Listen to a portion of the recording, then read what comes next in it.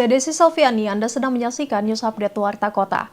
Presiden Prabowo Subianto ditanggai oleh Direktur Central Intelligence Agency atau CIA, William J. Burns saat lawatan ke Amerika Serikat. Namun pertemuan dilakukan secara tertutup.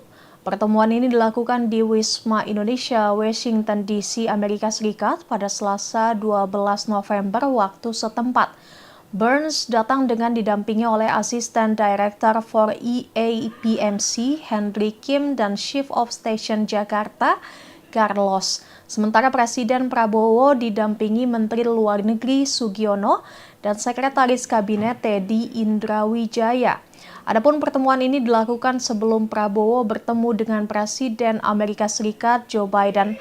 Belum jelas apa isi dari pertemuan Prabowo dengan pihak CIA itu. Sementara saat ini, Presiden Prabowo telah bertemu dengan Joe Biden.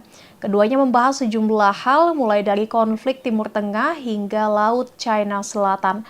Presiden Prabowo juga menyampaikan apresiasinya atas hubungan persahabatan yang kuat antara Indonesia dan Amerika Serikat. Sementara Joe Biden menyebut kemitraan Indonesia-Amerika Serikat saat ini lebih kuat dari sebelumnya.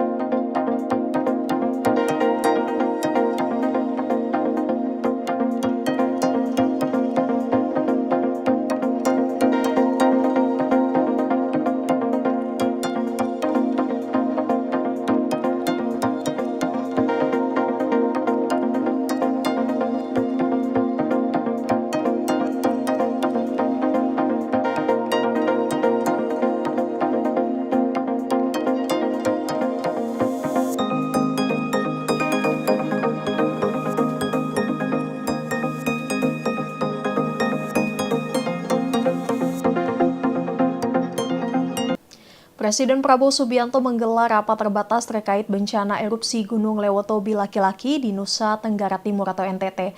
Rapat digelar secara daring bersama sejumlah jajaran Kabinet Merah Putih di sela-sela kunjungannya ke Amerika Serikat.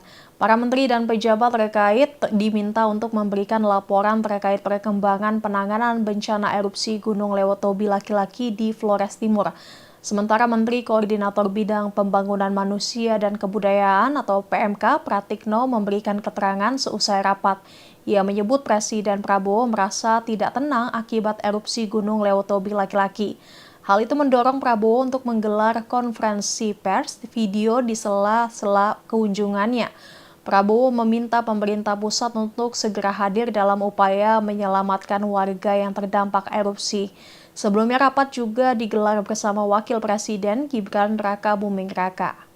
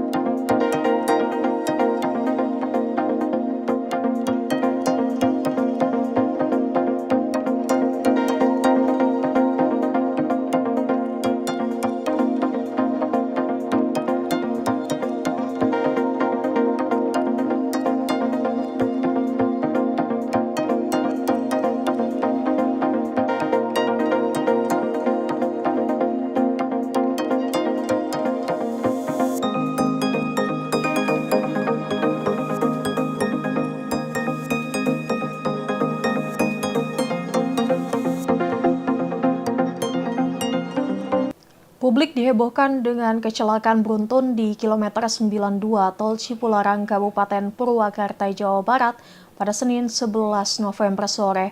Laka tersebut melibatkan 17 kendaraan yang saling bertabrakan dan terdapat 30 orang korban, satu diantaranya meninggal dunia. Ternyata sang sopir truk yang mengangkut kardus masih hidup dan diketahui bernama Rauf. Sementara itu kehidupan keseharian keluarga Rauf mulai terkuak. Keseharian keluarga Rauf di Kabupaten Serang, Banten mengundang pilu sekaligus empati. Rauf dan keluarganya tinggal di rumah sangat sederhana berdinding anyaman bambu yang sudah kusam. Di rumah tersebut, Rauf tinggal bersama istrinya dan kelima anak-anaknya. Selain menghidupi 6 anggota keluarganya, Rauf ternyata juga harus menghidupi kakaknya yang mengalami lumpuh. Tunah, istri Rauf, sangat sedih mendengar kabar suaminya mengalami kecelakaan di ruas tol Cipularang Senin sore. Dengan ekspresi sedih, Tuna berharap agar suaminya mendapatkan pertolongan dan perlindungan hukum.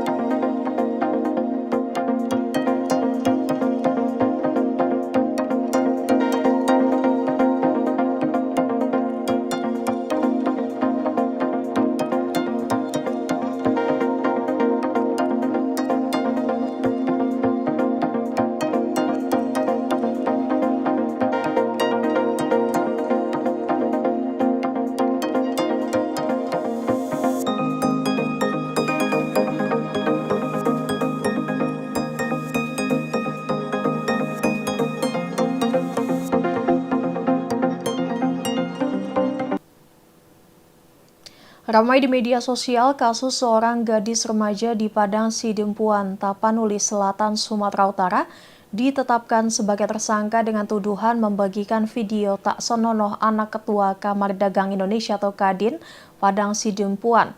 Dalam video yang beredar, gadis tersebut dan ayahnya meminta keadilan karena merasa tidak melakukan hal yang dituduhkan.